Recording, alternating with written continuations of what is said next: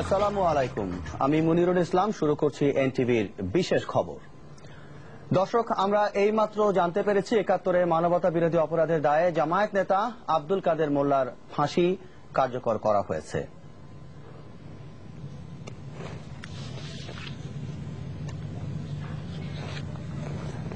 এই ব্যাপারে বিস্তারিত জানতে আমরা চলে যাচ্ছি কেন্দ্রীয় কারাগারের সামনে। সেখানে আছেন আমাদের সহকর্মী আশিকুর রহমান চৌধুরী। আশিক, এখন ওখানকার পরিবেশের কি অবস্থা আমাদেরকে একটু জানান।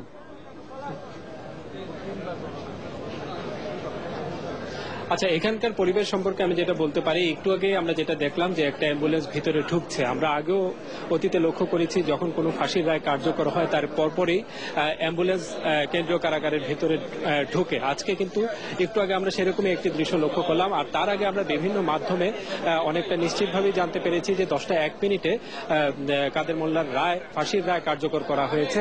এবং এখানে যে পরিবেশটি এখন বিরাজ করছে এবং বিভিন্ন মানুষের সাথে কথা বলে আমরা যেটা বুঝতে পারছি, যদিও কেউ দায়িত্ব নিয়ে সরকারের কেউ দায়িত্ব নিয়ে এই ইনফরমেশনটি আমাদেরকে দিচ্ছেন না যে ফাঁসির রায় কার্যকর হয়ে গেছে, কিন্তু আমরা বিভিন্নভাবেই জানতে পেরেছি যে রায়টি আসলে কার্যকর করা হয়েছে এবং পরিচয় না দিয়ে অনেকেই কিন্তু আমাদেরকে এই তথ্যটি অনেকটা নিশ্চিত করেছেন। আরো বেশি আমরা নিশ্চিত হতে পেরেছি যখন অ্যাম্বুলেন্সটি ভিতরে ঢুকলো, যেটা আমি একটু আগে উল্লেখ করেছি। আসলে মূলত রাত ৮টার পর থেকেই ফাঁসির রায় যে আজকে কার্যকর হবে সেটা অনেকটা কনফার্ম হয়ে যায়। ৮টার পর থেকে আমরা লক্ষ্য করি যে নিরাপত্তার চাদরে গোটা এলাকা ঢেকে দেওয়া হয়েছে, পর্যাপ্ত নিরাপত্তা ব্যবস্থা গ্রহণ করা হয়েছিল। তারপর যেটা বিশেষভাবে লক্ষ্য করা যায় সেটা হলো যে একজন আইনজীবী, আসামি পক্ষের কাদের মোল্লার পক্ষের একজন আইনজীবী এসেছিলেন। কাদের মোল্লার সাথে তার যারা আইনজীবী রয়েছেন, ব্যারিস্টার রাজ্জাক, তাজুল ইসলাম, তারা দেখা করার জন্য আবেদন করেছেন এবং সেই আবেদনের পত্রটি ওই আইনজীবী নিয়ে কারাগারের ভিতরে প্রবেশ করেছিলেন। তিনি বাইরে বের হয়ে আমাদেরকে নিশ্চিত করেছেন যে আজকেই এই রায় কার্যকর হয়ে যাচ্ছে, যে কারণে আসামি পক্ষের আইনজীবীরা দেখা করতে পারবেন না, যেটা কাদের মোল্লা চেয়েছিলেন। আর তারপরে আমরা আরো বেশি নিশ্চিত হয়েছি ফাঁসির রায় কার্যকর করার জন্য যে ফর্মালিটিস গুলো থাকে, যেটা কিনা কারাগারের বাইরে থেকে লক্ষ্য করা যায়, সেই বিষয়গুলো আমরা খুব ভালোভাবে দেখেছি। আমরা দেখেছি এখানে ডিসি, আইজি প্রিজন, ম্যাজিস্ট্রেট, এই ধরনের সরকারের কর্মকর্তা, সংশ্লিষ্ট কর্মকর্তা যারা কিনা ফাঁসির রায় কার্যকর করার ক্ষেত্রে উপস্থিত থাকেন, তারা সবাই একে একে ভিতরে প্রবেশ করেছেন এবং সেটা ৯টার মধ্যেই মোটামুটি সবাই প্রবেশ করেছেন। তো তারপর থেকেই আসলে এখানে সবাই ভাবছেন যে কোনো সময় এই ফাঁসির রায় কার্যকর হয়ে যেতে পারে। সবশেষ ১০টা বাজার কিছুক্ষণ পরেই আমরা অনেকটা নিশ্চিতভাবে জানতে পারলাম যে ১০টা ১ মিনিটে এই রায় কার্যকর করা হয়েছে। এবং অ্যাম্বুলেন্স যখন ভিতরে প্রবেশ করেছে তখন স্বাভাবিকভাবে আমরা ধারণা করছি কিছুক্ষণের মধ্যেই হয়তো সরকারের কর্মকর্তা যারা ভেতরে প্রবেশ করেছিলেন ৯টার মধ্যে, তারা হয়তো একে একে বাইরে বের হয়ে আসবেন এবং এসে আমাদেরকে বিস্তারিত জানাবেন। তো এখানে আমাদের অনেক সহকর্মী কিন্তু আজকে আছেন, তারা সার্বক্ষণিকভাবে চেষ্টা চালিয়ে যাচ্ছেন তথ্য সংগ্রহ করার জন্য। আমার পাশেই আছেন আবু সালে, আমাদের সহকর্মী। তার কাছে কোনো খবর আছে কিনা সেটা আমি জানতে চাইবো। আপনি কি রায় কার্যকর করার ব্যাপারে আরো নিশ্চিতভাবে কোনো তথ্য পেয়েছেন কিনা? হ্যাঁ আশিক, আপনি যেমনটি বলছিলেন, এখানে আসলে আনুষ্ঠানিকভাবে ঘোষণা না দেওয়া পর্যন্ত আমরা আসলে ঠিক বলতে পারবো না যে রায়টি কার্যকর করা হয়েছে, কাদের মোল্লাকে ফাঁসিতে ঝুলিয়ে দেওয়া হয়েছে, কথাটি আমরা বলতে পারবো না। তবে আপনি যেমনটি বলছিলেন, যত ধরনের প্রস্তুতি ফাঁসির, সব প্রস্তুতিগুলো সম্পন্ন হয়েছে। কারাগারের ভেতরে হুজুরকে প্রস্তুত করা হয়েছে, এখানে জেলা ম্যাজিস্ট্রেট, সিভিল সার্জন, সবাইকে আমরা প্রবেশ করতে দেখেছি। এরপর একটা পর্যায়ে আমরা দেখেছি মানে চূড়ান্ত যে ব্যাপারটি, একটা অ্যাম্বুলেন্স প্রবেশ করেছে এবং অ্যাম্বুলেন্সে করে হয়তো মৃত্যুর পরে লাশ নিয়ে যাওয়া হয় এবং আমরা কিছু একটা হতে পারে। আচ্ছা, যারা ভিতরে প্রবেশ করেছিলেন সরকারি কর্মকর্তা, ম্যাজিস্ট্রেট, ডিসি, আইজি প্রিজন, তারা কেউ কি এখন পর্যন্ত বাইরে বের হয়ে এসেছেন? সেরকম কিছু দেখেছেন আপনি? না, তারা এখনো ওরকম কেউ বের হয়ে আসেননি। তারা হয়তো আরো পরে আমাদেরকে ঘোষণা দিবেন, আবার নাও দিতে পারেন। তবে আমি আরেকটি বিষয় আপনাকে জানাতে চাই, সেটি হচ্ছে আমরা জানতে পেরেছি বিভিন্ন সূত্র থেকে, কারাগারের ভেতর বাহির থেকে আমরা বিভিন্ন খবর পাচ্ছি, কাদের মোল্লার লাশটি, মৃতদেহটি গ্রামের বাড়ি ফরিদপুরে নিয়ে যাওয়া হবে, এই ধরনের একটি খবর আমরা পেয়েছি। তো এরকম খবর আমরা আরো অনেক কিছুই পেয়েছি। তাকে প্রথমে রায় পড়ে শোনানো হয়। রায়ের কপিটি যখন কারাগারে এসে পৌঁছায় তখন তাকে এই রায়ের পুরো বিষয়টি পড়ে শোনানো হয়। তারপর যে ফর্মালিটিস গুলো থাকে, ধর্মীয় যে কিছু বিষয় থাকে, সেইগুলো একে একে সম্পন্ন করা হয় এবং তারপর 10টা 1 মিনিটে, ঠিক 10টা 1 মিনিটে সেই রায় কার্যকর হয়েছে, এমন খবরই কিন্তু আমরা পেয়েছি। বেশ কয়েকজন দায়িত্বশীল ব্যক্তি কিন্তু আমাদেরকে অনেকটা নিশ্চিত করেছেন, যদিও তারা কেউ পরিচয় দিতে চাচ্ছিলেন না। তারা চাচ্ছেন যখন সরকারের কর্মকর্তা যারা ভিতরে প্রবেশ করেছিলেন তারা যখন বাইরে বের হয়ে আসবেন তারাই এই তথ্যটি দিবেন, যে কারণে তারাও আসলে অনেকটা অপেক্ষায় আছেন যে কখন সরকারের কর্মকর্তারা যারা ভিতরে প্রবেশ করেছিলেন, বিশেষ করে ম্যাজিস্ট্রেট, ডিসি, পুলিশের কর্মকর্তা, তারা কখন বাইরে বের হয়ে আসেন। তবে এখানে একটা বিষয় কিন্তু খুবই উল্লেখ করার মতো, যে নিরাপত্তা যেটা গ্রহণ করা হয়েছে সেটা আসলে এরকম নিরাপত্তা ব্যবস্থা জোরদার সাধারণত ফাঁসির রায় যখন কার্যকর করা হয় তখনই লক্ষ্য করা যায়। অতীতেও আমরা কয়েকটি ঘটনা যেগুলো ফাঁসির রায় কার্যকর করা হয়েছিল সেই সব ঘটনায় আমরা দেখেছি যে এরকম নিরাপত্তা ব্যবস্থা গ্রহণ করা হয়েছে। তো সবকিছু মিলিয়ে এখন আসলে সবাই অপেক্ষায় আছেন সরকারের কর্মকর্তা যারা ভেতরে প্রবেশ করেছেন তারা কখন বাইরে বের হয়ে আসেন এবং তাদের মাধ্যমে বিস্তারিত সব তথ্য আমরা একেবারে নিশ্চিতভাবে আপনাদেরকে জানাতে পারবো, খুঁটিনাটি সবকিছু আমরা জানাতে পারবো। তো অ্যাম্বুলেন্স যেটা বলেছিলাম ভিতরে প্রবেশ করেছে সেটাও কিন্তু 10 মিনিট হয়ে গেছে। তো ওই অ্যাম্বুলেন্সটা ভিতরে প্রবেশ করার পর মোটামুটি এখানে সবাই নিশ্চিত হয়ে গেছে যে ফাঁসির রায় কার্যকর করা হয়েছে। আগে যেরকম একটা ব্যাপার ছিল যে আশিক, আপনাকে ধন্যবাদ, আমাদের সঙ্গে থাকুন, আমরা আপনার কাছে আবারও ফিরে আসব। ধন্যবাদ আপনাকে। দর্শক, জেল গেটে আছেন আমাদের আরেকজন সহকর্মী স্পেশাল করেসপন্ডেন্ট আহমেদ সাগর, আমরা এখন তার কাছে সরাসরি চলে যাচ্ছি। সাগর, মনির, সাগর ঠিক কি অবস্থা ওখানে আমাদেরকে একটু বলবেন? মনির, এখানে আমরা সর্বশেষ যেটা জানতে পারছি যে রাত 10টার পরপরই যে ফাঁসির রায় যেটা দেওয়া হয়েছিল সেটা কার্যকর করা হয়েছে।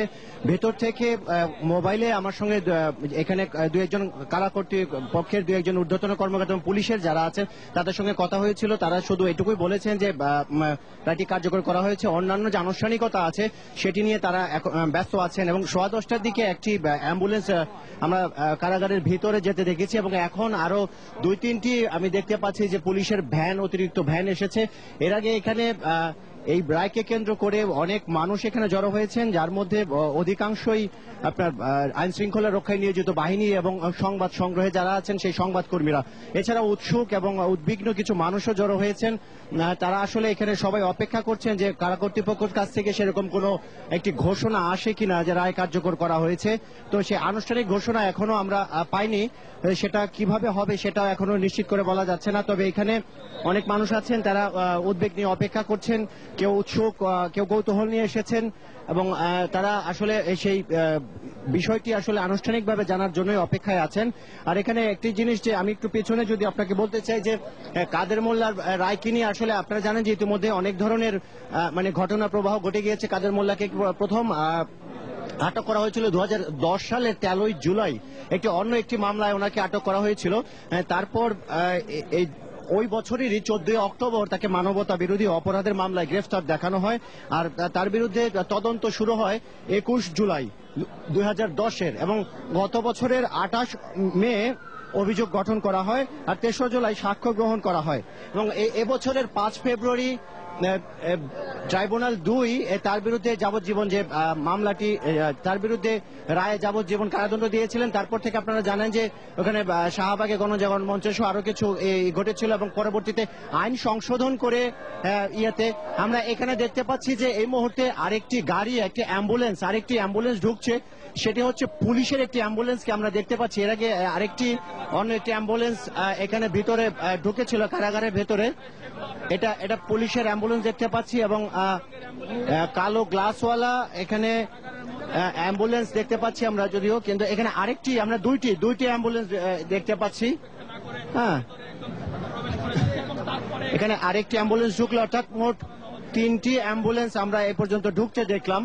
আসলে কি জন্য 3টি অ্যাম্বুলেন্স সেটা আসলে আমরা এখনো নিশ্চিত করে বলতে পারছি না। আর আমরা যেটা জানতে পেরেছি যে এখানে কাদের মোল্লার মৃতদেহ তার পরিবারের কাছে পৌঁছে দেওয়া হবে। এখন এটা কখন পৌঁছে দেওয়া হবে সেটা কোনো নিশ্চিত নয়, কারণ কোনো ফাঁসির রায় কার্যকর করার পরে বেশ কিছুক্ষণ সময় নিতে হয়। আসলে অনেক ধরনের মানে তার মৃত্যু নিশ্চিত হয়েছে সেই সমস্ত মেডিকেল পরীক্ষার জন্য অনেকটা নিশ্চিত হয়ে অনেকটা তারপরে ঘোষণা করা হয় যে তার মৃত্যুদণ্ড কার্যকর করা হয়েছে।